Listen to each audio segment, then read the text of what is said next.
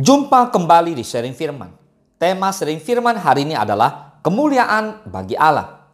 Lukas 2 ayat 14 firman Allah berkata, kemuliaan bagi Allah di tempat yang maha tinggi dan damai sejahtera di bumi di antara manusia yang berkenan kepadanya. Saudara, ini adalah pujian bersama dari malaikat dan sejumlah bala tentara sorga yang ditunjukkan oleh mereka kepada para gembala yang sedang tinggal di padang, menjaga kawanan ternak mereka pada waktu malam. Para malaikat itu menyatakan kemuliaan bagi Allah di tempat yang maha tinggi.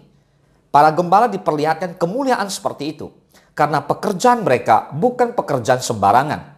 Bagi kalangan Yahudi, domba adalah ternak yang biasanya digunakan untuk keperluan ibadah simbolik.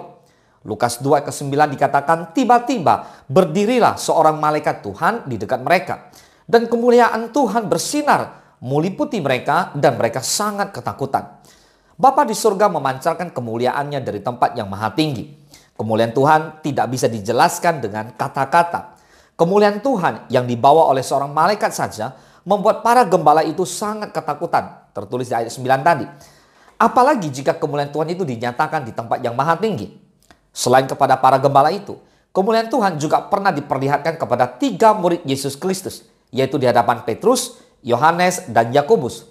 Hal itu dikisahkan di dalam Lukas 9 ayat 28 sampai ke 36. Nah, kita baca Lukas 9 ayat 33 sampai ke 35 saja. Kita lihat. Dan ketika kedua orang itu hendak meninggalkan Yesus, Petrus berkata kepadanya, "Guru, betapa bahagianya kami berada di tempat ini. Baiklah kami dirikan sekarang 3 kemah. 1 untuk engkau, 1 untuk Musa, dan 1 untuk Elia." Tetapi Petrus tidak tahu apa yang dikatakannya itu. Sementara ia berkata demikian, datanglah awan menaungi mereka. Dan ketika mereka masuk ke dalam awan itu, takutlah mereka. Maka terdengarlah suara dari dalam awan itu yang berkata, "Inilah anakku yang kupilih. Dengarkanlah dia." Wow, katakan amin. Nah, jadi saudara, kemuliaan itu diperlihatkan dan dinyatakan kepada manusia. Manusia sebenarnya ciptaan yang mulia. Diciptakan segambar dan serupa dengan Tuhan. Tetapi manusia tidak lagi mencerminkan kemuliaan Tuhan akibat jatuh ke dalam dosa.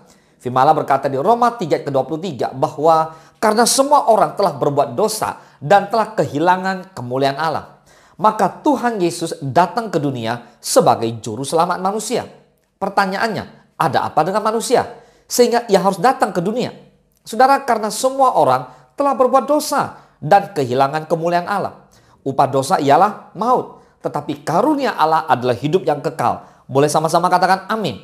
Nah, jika semua orang telah berbuat dosa, artinya tidak ada manusia yang tidak berdosa di dunia ini. Tidak ada orang yang lebih suci dari yang lain. Semua manusia di hadapan Tuhan adalah sama. Tidak ada orang yang lebih baik dari orang lain. Sampai pada akhirnya Tuhan datang dalam wujud manusia dan memulihkan orang-orang yang sudah berdosa. Yesus Kristus adalah puncak tertinggi pernyataan Allah secara khusus kepada manusia.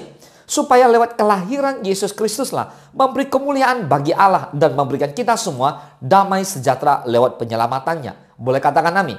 Jadi Alkitab mengatakan bahwa manusia telah kehilangan kemuliaan Tuhan. Artinya kemuliaan itu pernah ada sebelumnya di dalam diri manusia. Kemuliaan itu ada dalam diri manusia sebelum manusia jatuh ke dalam dosa. Nah, sekarang kita lihat waktu kisah Musa di Keluaran 33 ayat ke-18. Tetapi jawabnya, "Perlihatkanlah kiranya kemuliaanmu kepadaku." Saudara, Musa di dalam Keluaran 33 ayat ke-18 pernah meminta Tuhan untuk menunjukkan kemuliaannya. Musa mendapatkan kesempatan untuk bersama-sama dengan Tuhan selama 40 hari, 40 malam. Tidak makan dan tidak minum. Hasilnya, ia menuliskan ke-10 firman Tuhan. Nah, di Keluaran 34 ayat ke-29, ketika Musa turun dari Gunung Sinai, kedua hukum Allah ada di tangan Musa ketika ia turun dari gunung itu. Tidaklah ia tahu bahwa kulit mukanya bercahaya oleh karena ia telah berbicara dengan Tuhan. Nah, dikatakan dalam Keluaran 34 ayat ke-29 bahwa ketika Musa turun dari Gunung Sinai, maka kulit mukanya bercahaya oleh karena ia telah berbicara dengan Tuhan. Tetapi gambaran Tuhan yang sesungguhnya bukanlah hanya cahaya dan terang secara simbolik saja. Namun dalam kehidupan rohani kita, jika kemuliaan Tuhan itu ada dalam diri kita, maka sifat dan karakternya Tuhan akan terpancar melalui kehidupan kita. Yang kita tahu saat ini, manusia sudah sangat jauh karakternya dari karakter Tuhan. Kejahatan fisik dan non-fisik, langsung dan tidak langsung, sedang terjadi di mana-mana. Bahkan manusia semakin jahat, melebihi zaman Nuh dan zaman Sodom dan Gomora. Jika seperti itu, masihkah ada harapan bahwa kemuliaan Tuhan itu ada pada kita? Apakah kita memiliki pengharapan bisa bersama-sama Tuhan di dalam kemuliaannya di tempat yang maha tinggi?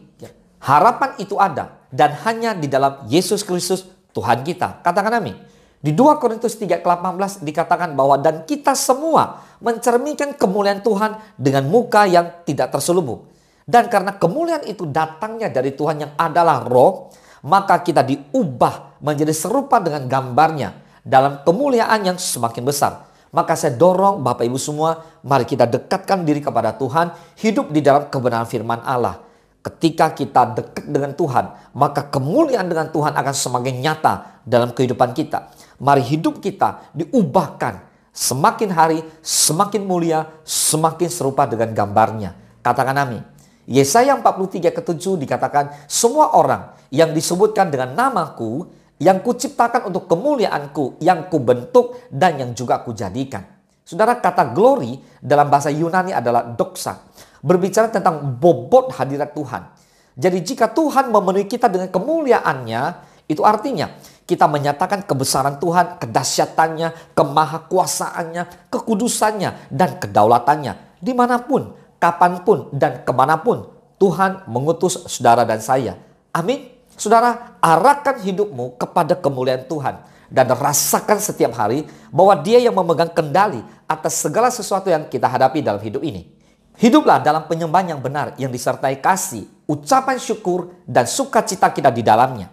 Ketika kita memiliki kehidupan ini, maka kemuliaan Tuhan akan ada dalam hidup kita. Sehingga orang lain diberkati dengan kehadiran kita. Karena nama Tuhan dipermuliakan lewat hidup kita. Boleh katakan amin. Tuhan Yesus memberkati.